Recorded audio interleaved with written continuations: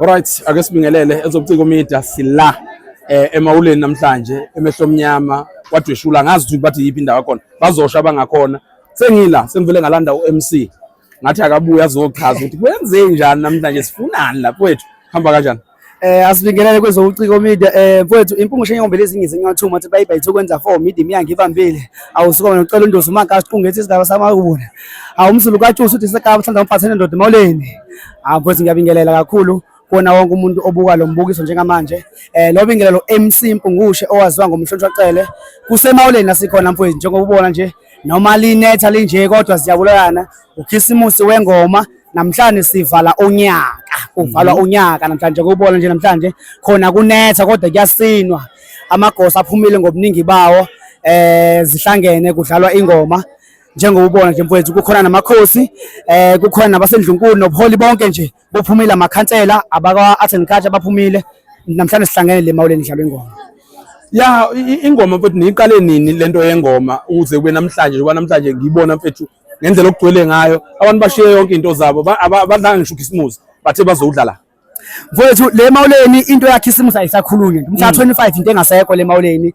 ngisho imizi ayisahlabi ngomhla ka26 hleze kulindiwe ingoma makumhla 26 sizoyilindiwe ingoma lento siqale sikhule yenziwa obhuti abadala kodwa kuhamba yaphelelwa ngenxa yezinkinga eziningi kodwa semasibuka saqala phasi abafana abancane abasakhula ngo2021 namhlanje ibuya okwesihlanu sahlangana nabafowethu esinabo okuphakamani Khwela uthulebona Cele usabelo Cele umzwandile Cele uvumile Dlamini uma1000 Cele ukhiswe Qaba Cele su7 kuleli committee njengamanje esihlela lengoma sathi sathi kusibuyisele emphakathini ngoba yakha isizwe kodwa sayivulela manje nakwaba ingoma ehlanganisa zonke izigodi ezakhele ukhu akuseyona ingoma yasemalweni kuphela base kuyingoma yasogwini sifisa wonke umuntu nangonyaka olandelayo abantu beze ingomeni. Okay, la ngisho nami njengoba ngisuke le Friday ngeza neqembu lami ngithi ngizoshaya ingoma niyovumela noma mhlawumbe nifisa ukhosi phela mfowethu noma ngabe uphuma kuphi sivulile mfowethu sivula izandla mfowethu noma ngabe uphuma kweliphi izwe sivula izandla njengoba nje ubona kusuka nabaculi abaqhamuka kwezinye indawo kulungile mfowethu akukuningi vele besifuna ukwazi besifuna nje ukwazi ngengoma namhlanje nango yonke kukhona amazwi ofuna ukwadlulisa mhlambe kubantu abasha nabantu abasupport ingoma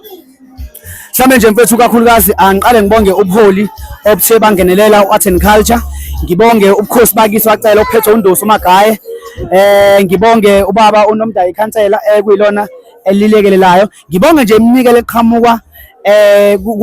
emphakathini solo kusaqala umphakathi uyalekelela ngayo yonke indlela onganekelela ngayo nabafowethu abanama companies engabala ku omsizimbili omehlo mnyama Japani Osli baningi nje abafowethu abalekelelayo esingamalanga angaphatheki kabaningi kakhulu sifisa uloba kwenza kuthina abaqhubeka bakwenze ngoba asibulale umuntu kodwa sakha into enhle ehlanganisa isizwe sizama ukubusela isizwe entsheni sithi ayihlangane iphume kwizidakamizwa mfowethu sihlangane ngento enhle okugcina nje mfowethu nguthisha ngokusebenza ngifisa ukuthi abantwana abalindele iziphumo zabo njengoba ngifundisa umatric nje cha hayi kulabo abazophumelela siyabongela kwabangaphumelelanga akusho ukuthi kuphelile empilweni kunekhathi ezimbili ezinhle kodwa impilo iyaqhubeka. Ufundisayo mapha amabanga andizenzisa ziphi ifundo nguthisha lapha eSibongo Mfundo High School ngiphethe uGumede kwe-teaching circuit ngifundisa umatric mfethu matriculation ngambuka ngigamfowala nje ngimncane nje ngifundisa umatric mfethu nguthisha mfethu mana iziphi ifundo ozenzisayo lapha ngifundisa ihistory mfethu ngifundisa umlando history ngolimi oyingane sayifunda ulimi lwakho history ya ne-Art and Culture ngiyayifundisa mfethu wakugcina nje sengivala ngiyafisa mfethu ukuthi abantu masiphe ithuba mfethu ngiyaqasheka njengo-MC mangisuka nje manje ngibheke emzini mkhulu mangisuka lapha kwiSolwazi Homecoming okusho ukuthi ikhono likhona siyacela abantu basikhumbule basiphe ithuba. Thank you. Ngiyabonga.